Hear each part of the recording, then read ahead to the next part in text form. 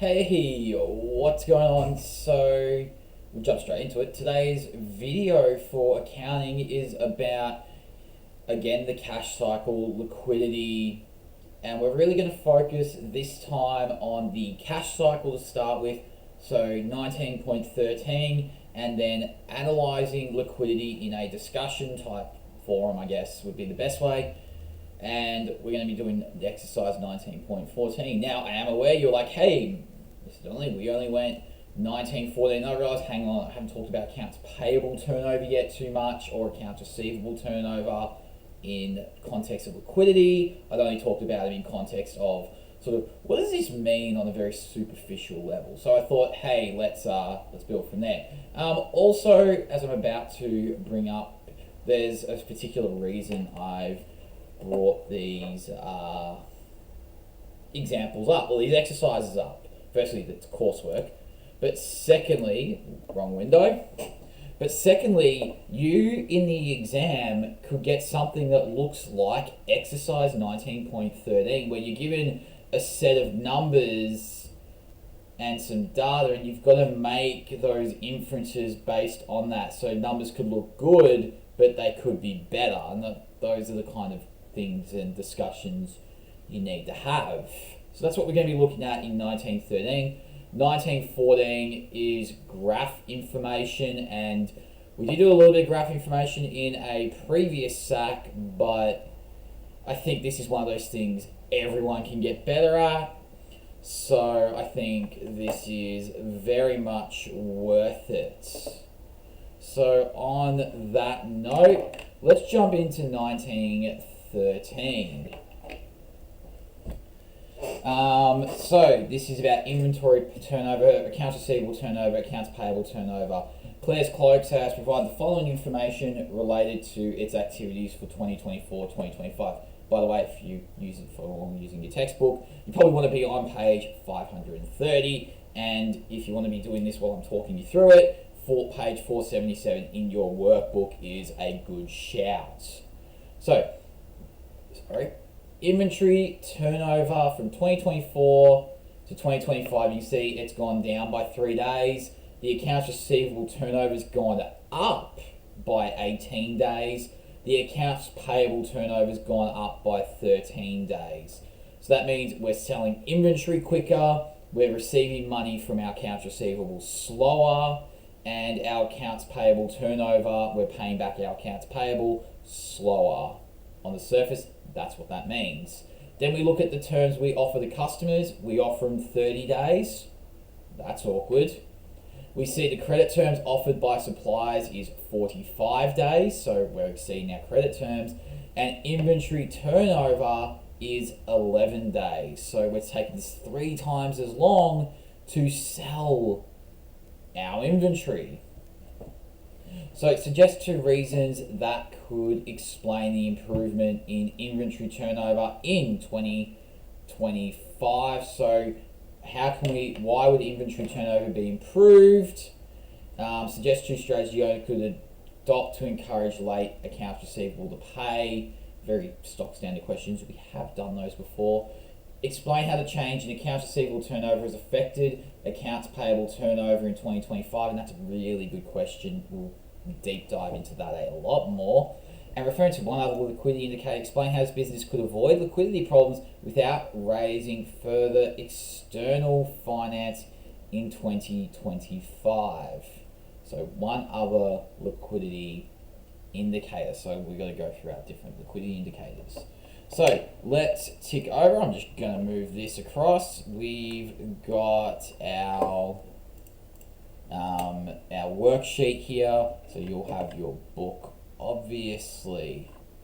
So suggest 2 reasons that could explain the improvement in inventory turnover. You could say better marketing, better quality inventory, things that make inventory better. You can pick honestly whatever you want. Better marketing, I'll put more advertising. I'll be technical because we always put advertising in our income statement. You got B here. B, suggest 2 strategies the owner could adopt to encourage late accounts receivable to pay. So how do we get our accounts receivable to pay? You could be timely invoices, reminders. You could threaten legal action, offer discounts. So I've put 4 there for you, so gee, I'm nice. And I can't spell still. C, here's where I want to really get into it. Explain how the changes in accounts receivable turnover has affected accounts payable turnover in 2025. So just before we continue, I want you to think about the bit of logic here of the quicker we turn over our inventory, this means that's how quick we're making our sales. So I'm going to bring up the textbook again. Put the textbook on our screen. And we see the quicker we pay our inventory. So it takes us 33 days to get our inventory and then sell it again. Cool. Then we've got accounts receivable turnover. That means from the point of sale to the point of us receiving the money, and this is all credit sales, that's taking us 49 days. And then accounts payable turnover, that is taking 64 days. Okay? So 64 days means when we get our money, we then pay back our accounts payable. So that whole process is taking a cumulative total of around 140, 150 days. In that range. That's a big number. That's the point I'm trying to raise. That's a big number. About 140, 150 days. So we got to talk about how that impacts each other. So if it takes us longer to receive our accounts receivable, it's going to take us longer to pay our accounts payable. Let's remove that out of the way.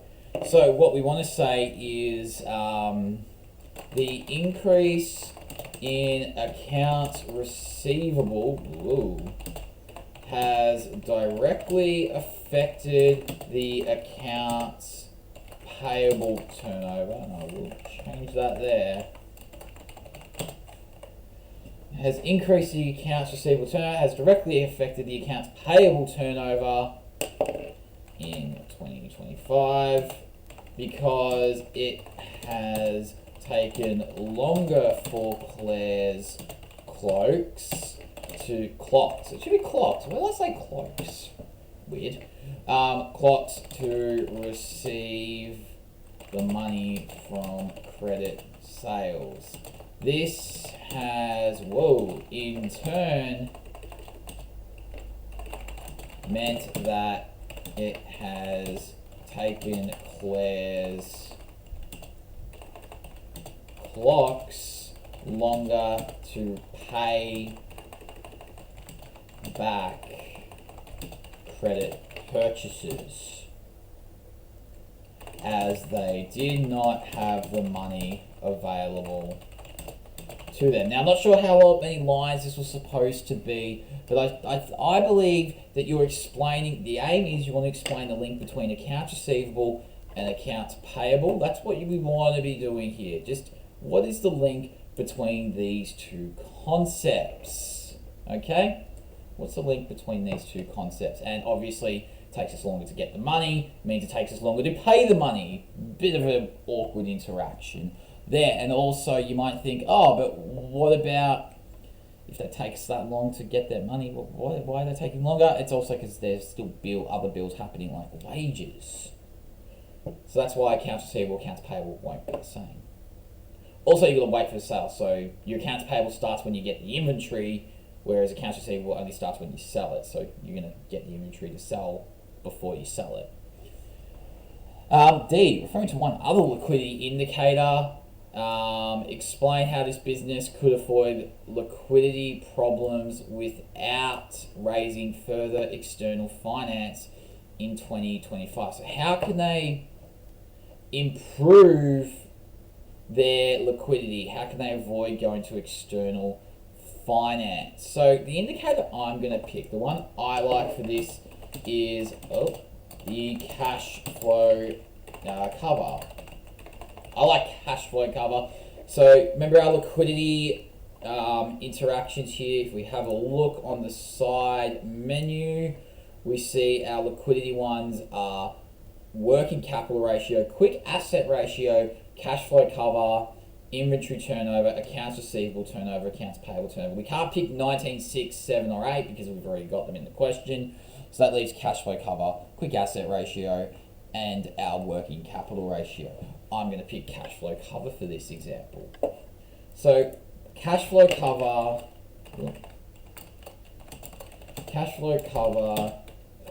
looks at how well the business is able to cover their their liabilities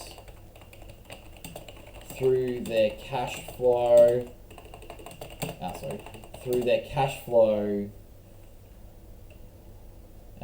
Their operations cash flow. There are the words.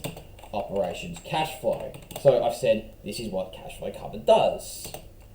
By performing well in this indicator, it could mean that while the business has potentially high credits purchases, they may have more cash purchases. So yeah, they got more cash sales, which means they bypass the accounts receivable. Alternatively, Claire's clocks could deal primarily in cash for both sales and purchases, which would not be reflected in the accounts receivable turnover or the accounts payable turnover. So by using cash only, you don't use accounts payable, accounts receivable. So that means that the business could they could be making only cash sales, only credit sales. Means that in terms of their total inventory, only say 5% of its accounts payable and only 5% of it's sold on credit in the accounts receivable. That means 95% of it's on cash. So maybe the cash flow cover would be a better indicator. This means that on a functioning basis, and I use the word functioning, operational basis should be the word actually. Operational basis, the business is able to sufficiently meet its liabilities.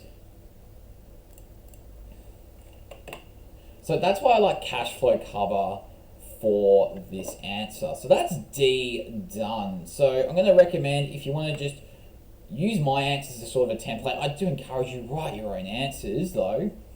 You should be doing this in pen and paper, by the way, because that's what the exam's in. Feel free to pause the video now.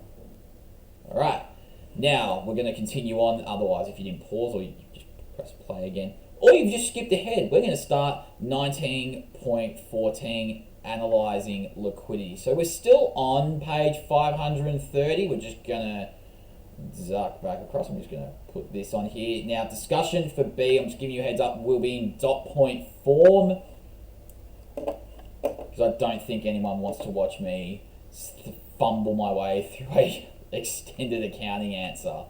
So let's try, I'm just going to keep my mug in the shot for the time being. So G and Otis. Now this is a type of question you can see on an exam.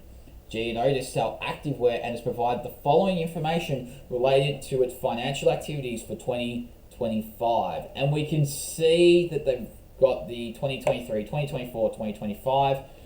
We'll go through the bars first, because the bars are our working capital ratio and our quick asset ratio. We can see that our working capital ratio is going to the moon. It's gone from about 1.5 to 4.5. That's a 3 times increase. On the other hand, we've got quick asset ratio, which is hovering around that 1 mark. I think there's a slight increase, so it's like 0.8 to 1 maybe. And then dips to just a touch over 0.05 on the 2025 numbers. So that's indicating working capital ratio going up and the quick asset ratio going down. Big point there. Now, let's look at the lines. We've got inventory turnover, accounts receivable turnover, accounts payable turnover. We see those three, and we see that that's our cash flow cycle. So we're gonna zoom in a touch here. We're just gonna really get in that line. So we need this side now, the days. We can see that the accounts payable turnover, there we go, red was accounts payable turnover, so to make sure. Red accounts payable turnover, it tracks around jumps below 50 to just on 50, so it's not really a big jump. But then it goes from about 50 to about 65. These are all estimates, by the way. The inventory turnover, we can see, starts at 40 for 2024 or 2023. 2024, it's about 45.50, and then it's 55.60 in 2025. Meanwhile, the accounts receivable turnover starts at about 35, goes to 30, falls to 25. So we can see that as a whole, on the surface, the business, they are taking longer to sell their stock. They're getting their money back quick when they sell it, but then their accounts payable turnover is still going up in line with their inventory turnover. So what that tells me is the accounts receivable turnover is not the issue. It's more we need to sell the assets quicker. That's where we're at there. So some other information. G and Otis offers customers credit terms of 40 days, but most sales are made on cash terms. So they offer credit terms of 40 days. Sales are made on cash. We can see that accounts payable offer terms of N over 60, so they have 60 days to pay. And we can see that in 2025, we exceeded those 60 days. So that's a little point there. All right. A, and I just realized you cannot see that, so I'll just, there we go. I will be ducking back between these questions. So, A, identify two other pieces of information that may be useful in analysing the inventory turnover. So, what could be useful for analysing inventory turnover? Turnover is projected figures, so our budgeted projected, or projected / budgeted figures. So we predict this is what it'll be. And the other one is, this is for activewear. So they're going to have competitors like, say, a Lorna Jane or something, for example. That's like the most famous one. And it's provide the following information. So I think you can go industry average or competitor numbers. Industry average, competitors figures. So you can see, is it a me problem or is it a industry problem? So we're going to treat this next one, the discussion of liquidity, into two parts. So we're going to say good, and we're going to have a working capital ratio, a quick asset ratio, and a cash cycle. And then bad, it's going to be a working capital ratio point, a quick asset ratio point, oh god, formatting's hard, and a cash cycle point. We're just going to delete the rest there. There we go. Alright, so let's look at the good of the working capital ratio. We see that the working capital ratio is going up. This is good because it has improved from approximately 1.5 in 2023 to 4.5 in 2025. This indicates that the business, what's the business's name? G and Otis, that G and Otis are holding more inventory, holding more assets, and are able to cover more current assets, and are able to cover short-term obligations, which is our non-current liabilities. So why is it bad though? This could be bad because as these assets may not be doing much for the business. So this is bad because if it's inventory and it's not being sold, they're just sitting there doing nothing. They're not doing much for the business as they are just sitting there. This, what was it? This increase in working capital ratio may be due to the fact the business is now holding onto more inventory. And I should change business to G and Otis, so I'll just do that now. If they give you the business name, I think it's in your best interests to reference the business directly, like I have now fixed up. Okay? Quick asset ratio. Why is quick asset ratio numbers good? So let's have a look. We can say quick asset ratio might be good. So this quick asset ratio, this decrease might be good because it means we're lowering our accounts receivable, we're actually getting our money. Could be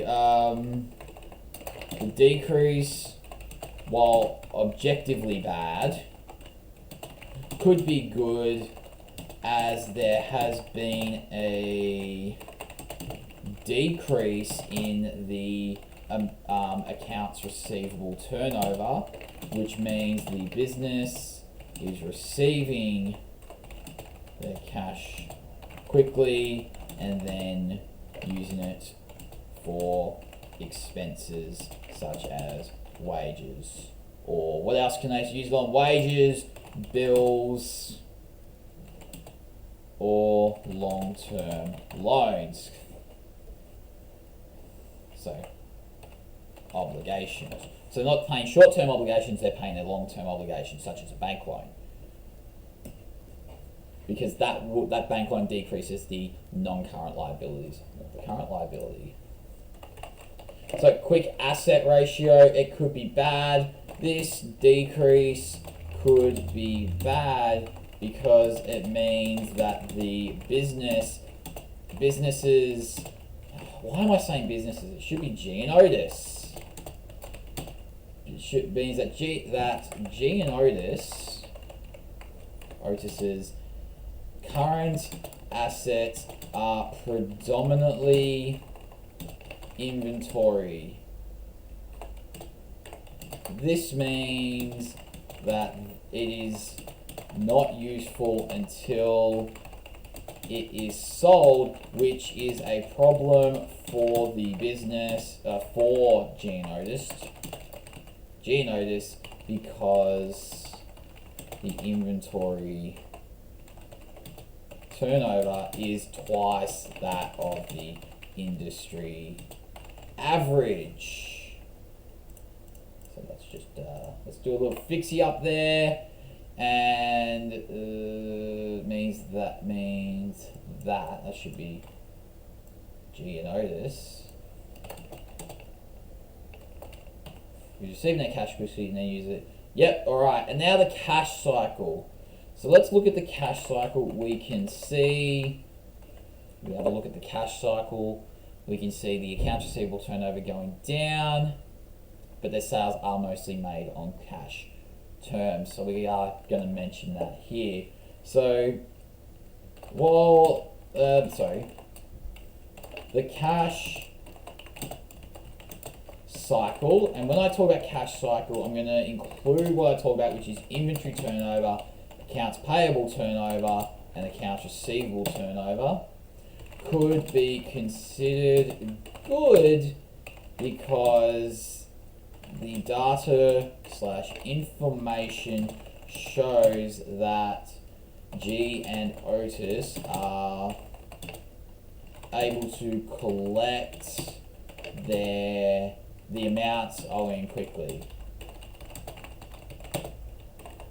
Additionally, the accounts receivable turnover might be considered redundant or not as useful because we've got that predominant cash sale. So the accounts receivable turnover doesn't get to that stage because they just make a sale and get their money. Or not as useful because most sales are made on cash. And then bad, so why is the cash cycle bad? So the cash cycle, again, depending on how you structure this, you may not. If you're structuring it why it's good, why it's bad, you might want to. If you're lumping all the cash cycle stuff together, I think one should be enough.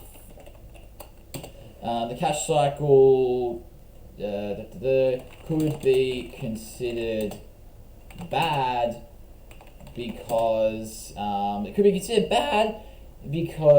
there is a noticeable increase in the accounts payable turnover, in the time taken to repay, time taken to repay their G Otis's accounts payable, GN Otis's accounts payable. Notice an increase in repaid, and this is backed up by the increase in inventory turnover.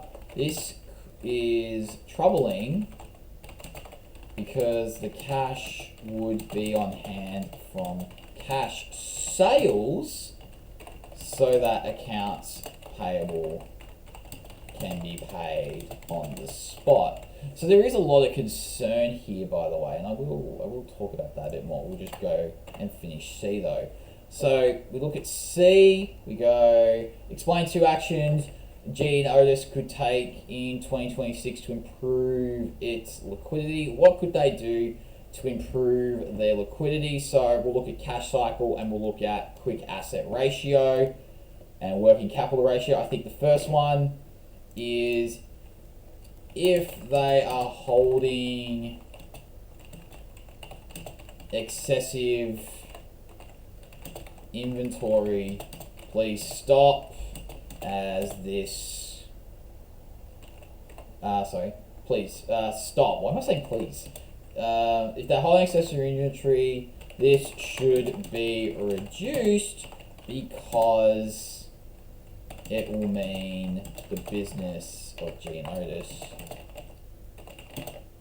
are not clogging up their balance sheet with assets that are just sitting there. There we go. We got there in the end. Hooray. Action 2, I would say you can either go on the inventory track again and order what you need. Everyone here does business management, so you can talk about the sale or having the minimum inventory levels. And that's a inventory management strategy from BizMan and accounting. So if you do one or the other, then hey, go you. But I'm gonna go deviate. I'm gonna talk about the cash cycle. So hire someone to handle accounts payable. This will help G and Otis stay on track or on time better.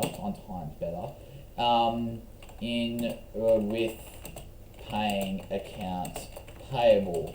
This will hopefully reduce the time it takes to repay the accounts payable and ensure they meet their credit terms.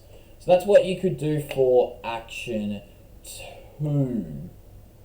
So just this discussion, this should be written out, I think, in paragraph form. I think you should have either 2 paragraphs why everything's good and then another paragraph why everything's bad, or do 3 paragraphs and you talk about your cash flow, your working capital ratio, and I should change it to working capital ratio.